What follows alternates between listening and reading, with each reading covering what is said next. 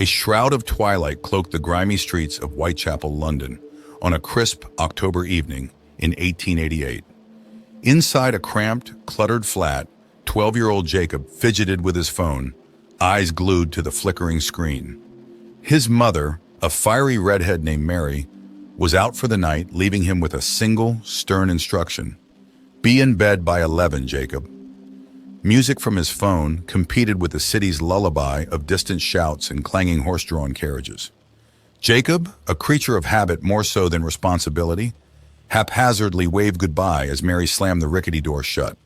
He settled back onto the threadbare sofa, the worn leather cool beneath him. Time dissolved into a digital vortex. Games, YouTube, movies, music. A text exchange with his best friend Sarah flickered back and forth until it too fizzled out, leaving him adrift in a sea of entertainment. The battery indicator on his phone dipped to 10%. The harsh red a glaring accusation against his negligence.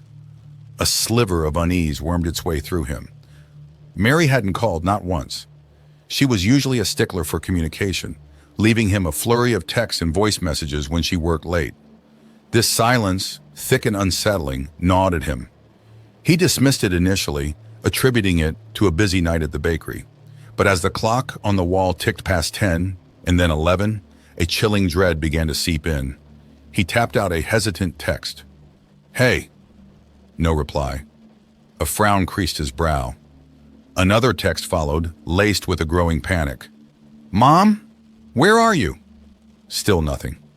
Jacob paced the cramped living room, phone clutched tightly in his clammy hand. This wasn't like her. He envisioned her frantic calls, her exasperated voice scolding him for ignoring her messages. But there was only an unnerving quiet. As midnight struck, the silence morphed into a symphony of creaks and groans that seemed to emanate from the building itself. He wasn't alone. A low scratching sound came from behind the dusty old couch, a sound like fingernails scraping against wood.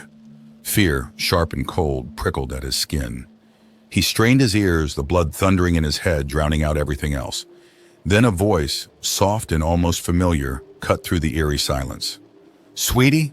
It was Mary's voice, yet it wasn't. The familiar lilt was absent, replaced by a raspy, distorted echo. It crinkled like paper being crumpled, or tin foil folded in on itself.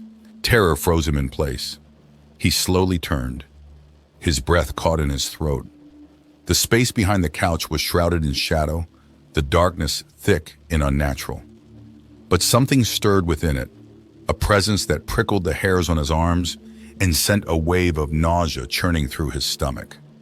A single thick strand of hair, black as midnight and impossibly long, snaked out from the darkness, its tip trailing across the worn floorboards.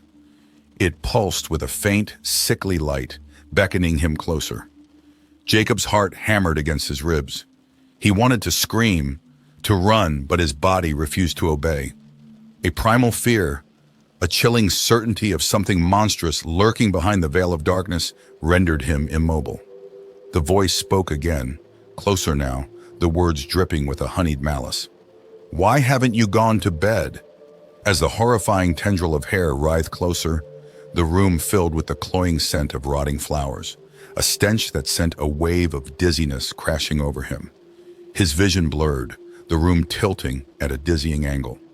The last thing he saw before darkness claimed him was the single, menacing strand coiling around his ankle, drawing him inch by agonizing inch towards the abyss behind the couch. He screamed, but the sound died in his throat, lost in the symphony of creaks and groans that once again filled the room. The silence that followed was absolute, broken only by the soft, rhythmic tapping of something long and sharp against the wall. Consciousness returned in jolts, a kaleidoscope of fragmented nightmares swirling behind closed eyelids. The air was thick and stagnant, the stench of decay stronger now. He tried to rise, but a searing pain stabbed through his ankle, making him gasp. He opened his eyes to suffocating darkness. The room seemed smaller, the walls pressing in on him. Panic clawed at his throat. He reached down, fumbling for his phone, the faint, comforting glow his only beacon of hope. His hand brushed against a cold, clammy surface. It felt like hair, thick and slick. A strangled scream tore from his throat as he scrambled back, his heart pounding a frantic tattoo against his ribs. A low chuckle echoed from the corner. It was a sound devoid of humor, a chilling rasp that scraped against his raw nerves. "Trying to run away, are we?"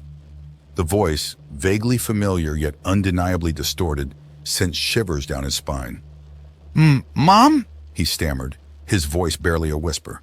"Oh, Jacob," the voice purred, closer now. "You haven't been listening to your mother, have you?"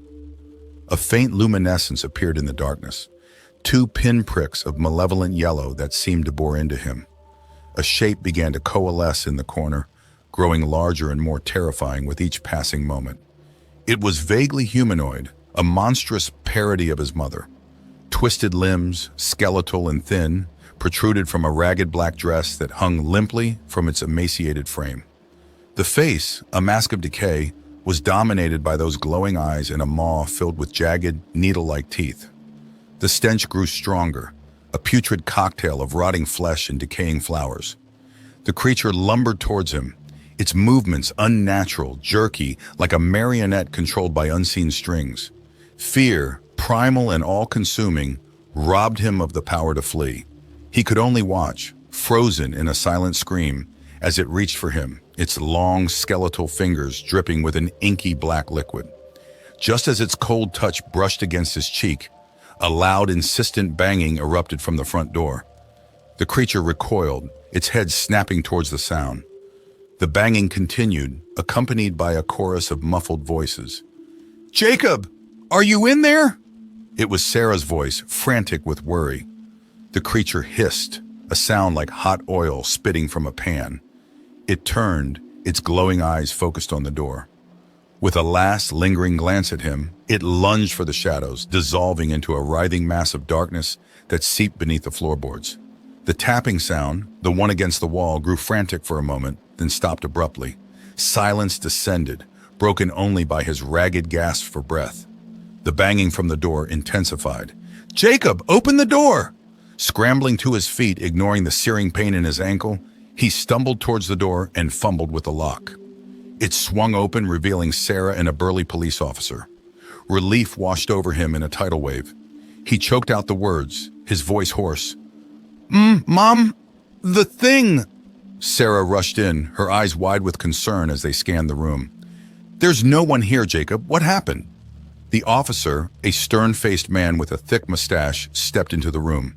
He surveyed the scene, his gaze lingering on the overturned furniture and the single black hair that lay snaking across the floor. As Jacob recounted his terrifying encounter, Sarah held his hand, her grip tight and reassuring. The officer listened patiently, his brow furrowed in skepticism. However, the fear etched on Jacob's face gave his words an unsettling ring of truth. The officer searched the flat thoroughly, finding nothing out of the ordinary. The floorboards beneath the couch seemed firmly in place. There were no hidden compartments, no secret passages. Leaving the flat with a promise to keep an eye out for Mary, the officer cast him a long, questioning look. Days turned into weeks. Mary never returned. The police investigation yielded nothing, leaving a gaping hole in Jacob's life. Sarah stayed by his side, a pillar of strength, her unwavering belief in his story a fragile comfort. But at night, the fear lingered. He would wake up in a cold sweat, the memory of that night vivid and terrifying. Sometimes he swore he could hear the faint scratching behind the couch, the phantom tapping against the wall. Then one rainy night, weeks after the incident, a tattered package arrived for him. Inside, wrapped in faded floral cloth, was a single long strand of black hair, identical to the one he'd seen that night. It pulsed with a faint, sickening light, sending a jolt of terror through him. Scrawled on the cloth in a spidery hand was a single word: "Hush." Panic clawed at his throat. Sarah, alerted by his strangled gasp, rushed into the room. He showed her the message, his voice trembling. Sarah's eyes widened in horror. "You have to tell the police, Jacob. This is too dangerous to keep quiet." He hesitated, the memory of the officer's skepticism fresh in his mind. What if they thought he was crazy, haunted by nightmares brought on by grief? but Sarah's unwavering gaze held his. "They have to take this seriously," she insisted. Taking a deep breath, Jacob agreed. This time, when he presented his story and the chilling evidence, the look in the officer's eyes was different. There was a flicker of unease, a hint of something akin to belief. The investigation took a new turn, delving into Whitechapel's macabre history. They unearthed whispers of a forgotten entity, a malevolent spirit drawn to the vulnerable and the lonely. It spoke in familiar voices, luring its victims into the darkness. The hunt for Mary intensified, but there was no trace of her. The officer, a man named Detective Miller, became a constant presence in Jacob's life. He promised to uncover the truth, to find whatever answers might be lurking in the shadows of Whitechapel. Years passed. Jacob grew older, the horrific memory of that night forever etched in his mind. He never forgot the chilling whisper, the stench of decay, the touch of cold, inhuman flesh. One day, Detective Miller, now retired but with a glint of determination in his aged eyes, visited Jacob. He held a worn leather-bound journal, its pages filled with cryptic symbols and chilling sketches. "We found it," he said, his voice gruff with emotion. "A hidden room, beneath a bakery that used to stand where your flat was. This belonged to a woman who vanished years ago, a woman with a son named Jacob." The journal detailed a dark ritual, a desperate act fueled by grief and twisted by an ancient evil. It spoke of a binding, a soul tethered between worlds. Jacob flipped through the pages, a cold dread gnawing at him. The final entry was a desperate plea, filled with a mother's love, a promise to return. Detective Miller, his face lined with weariness, looked him in the eye. "We believe your mother is trapped, Jacob, but there might be a way to bring her back." A flicker of hope ignited within Jacob. He wasn't alone anymore. Together, they would face the darkness, armed with a mother's love and the knowledge gleaned from the shadows. The story doesn't end with their success or failure. It ends with a single question, whispered on the wind, a chilling echo in the darkness of Whitechapel. Will Jacob be brave enough to confront the entity that took his mother? Or will he become another victim, forever trapped in the lullaby of the go-to-bed?